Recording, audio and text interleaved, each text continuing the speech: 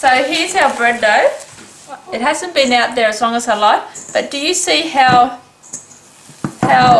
loose that is? How light? It's not a heavy, it's nice and light. It's well on its way to rising. See how light that is? Spongy. So if you are doing something and you don't want to work with it or make something with it now, you can always just punch it down and put it back out for another 40 minutes. It's not quite 40 minutes. How long has it been, ladies? About half an hour. Half an hour. But that's good. And it's a little bit sticky, so I rather put a bit of oil on my hands than flour. I don't want to put too much flour in it. I like it nice and malleable. So there you go. That's really nice and malleable. And I think even though I haven't left it as long as the bread maker's still in, and I'm going to show you how to make a plat with this today and a pizza. So nothing like a quality pizza dough made on a bread dough. So here we are with our bread dough ready to do something with it. Now we're going to make the plat and a pizza. So I'm going to just break it in half and we'll do a plat first, and I'll just put that one. If I put it over near the stove, it'll be rising while I'm fiddling. So I'll just set it there. Sorry, I should have added both of them and mixed the garlic through the lot, because the plat is going to have the garlic in it the same as the pizza. And so just mix that together.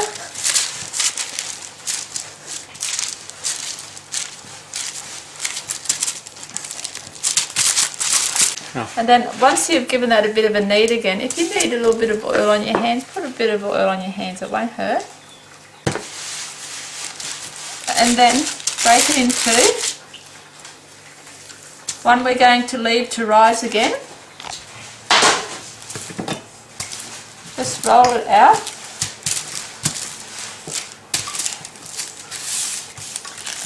And it's great, this paper you can turn it around to fit the shape.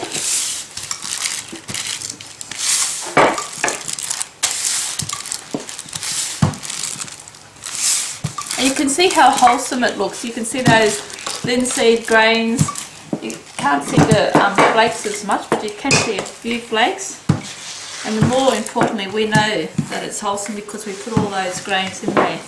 So now you've got it into roughly a rectangle shape. Take the tomato paste or the tomato sauce, which I showed you how to make last cooking demonstration, and just spread it all over. This is the one that I made by caramelising the onion and adding the ordinary tomato paste. So I don't know, how much was that? Half a cup? Yeah. And spread that all over. This particular recipe is a favourite of my daughter's friends at the uni. So any of her uni friends who wants to know how this plat is made, you have to go and have a look it up now. You can make it for yourself. So there you go, you got your tomato paste on. Now it's up to you what you like to put. So I'm going to just take some of that out without the liquid. You don't want liquid for a plat. You want it dry. So I'm going to take that.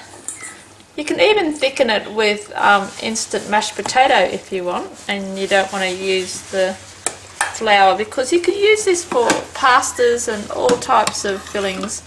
Even sometimes I add the dried peas, the 5-minute peas, and that gives a little bit more colour and absorbs a bit of the water. So I'm going to leave that cook a bit, and I'm going to use this one on our plat scene that's ready. And we're just going to sprinkle this around. You don't want too much on it. You don't want it too thick. Just you want it to, so it's got a savoury. And do you remember what I said was important to do last time that I haven't done? Is taste it, and make sure it tastes nice. If it doesn't taste nice now, you have to do something about it. So let me see. It's fine. This is really simple. You just roll it up like this and take the sides like that. And one thing I forgot to tell you is that I've got to put my oven on. Put your oven on to about 200. What's that, Put the oven on to 200, so it's a hot oven. For bread you always use a hot oven. There shouldn't be anything in it. I've got my shelves, they'll be fine. Shut it up. I didn't know that you had to use a hot oven. And then now here's our plate. I'm going to roll it a little bit back like that. And what I like about this, when you got this paper, is that it's no mess. You know, all your mess is done on your workspace. So then you take your scissors. These are my kitchen scissors, which are sharp. I'm surprised they're still here. And just cut it like that, one side, then to the other side. And then cut it again, left, right.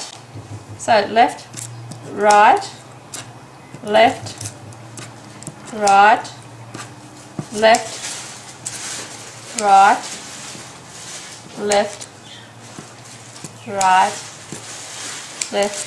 So you can speed through this bit on the, and so that is going, you leave that sit now, or you can sprinkle it with, I like to sprinkle it with a little bit of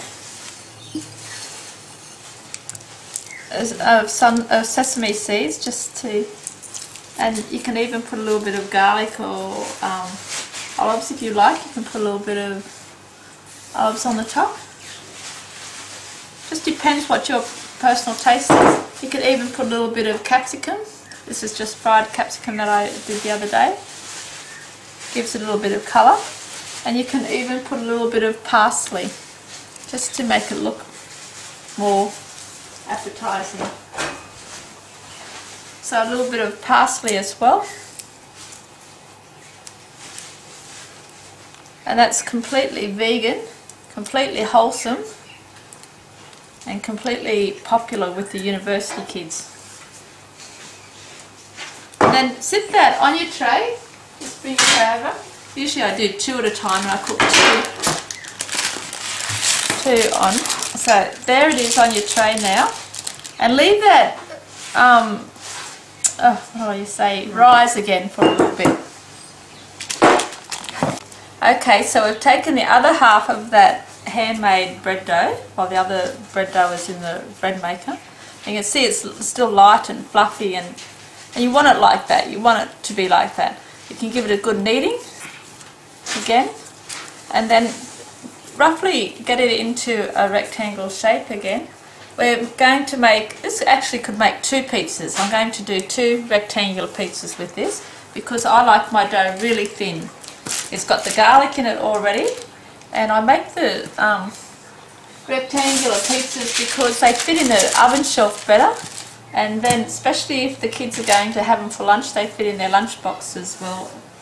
So get it into the shape you want, and if you, sometimes I find little tips like this help me. Just put another sheet on top and just roll it out flat.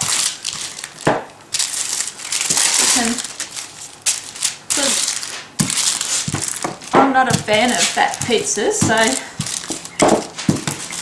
I want to eat flavour and things on my pizza rather than just bread.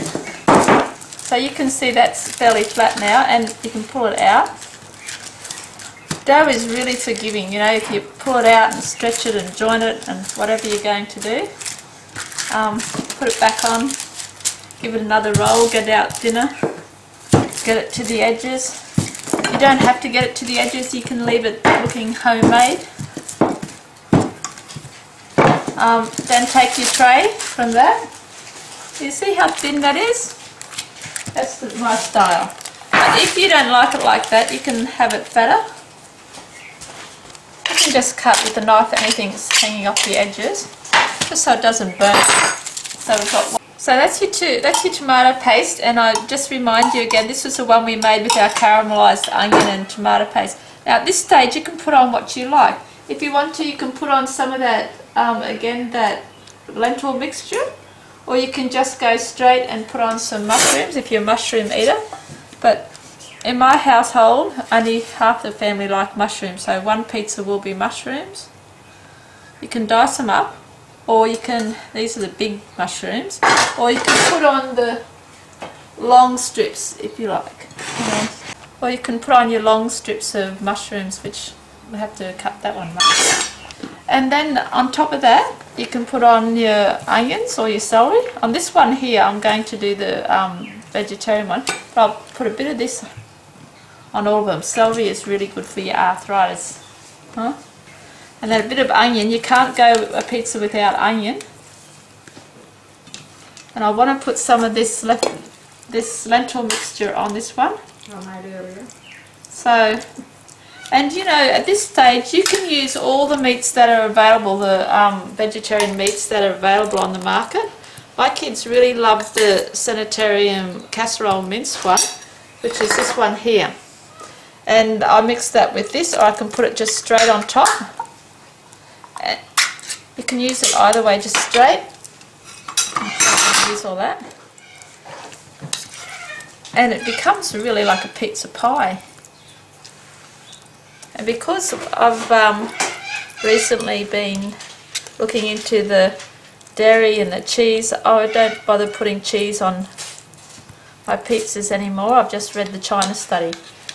And now I'm going to put some capsicums on.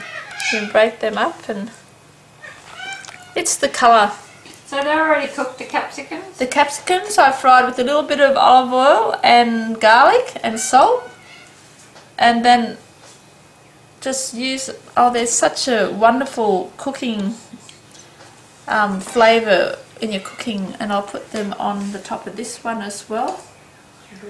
Now if you want to, you know, you're missing the cheese and everything, there are lots of cheese alternatives out there you can buy in little boutique shops and vegetarian shops.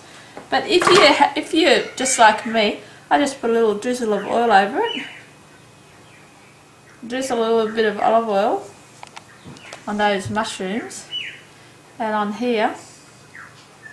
But there is olive oil in the capsicums. And then you can get some nutrition yeast. So just take a little bit of nutrition yeast and sprinkle around it, over it, like that. And I sprinkled a little bit of nutrition yeast on the plate as well. It's sitting here rising on top of some hot water.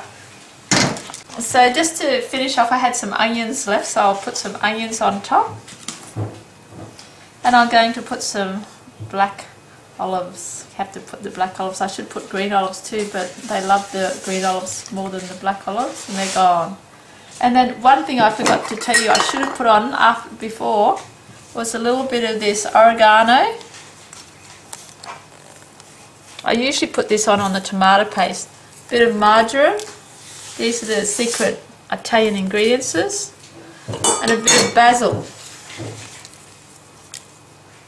So you've got all those flavours mixing with that olive oil now. And then finally, to finish, you can put a little bit of parsley on.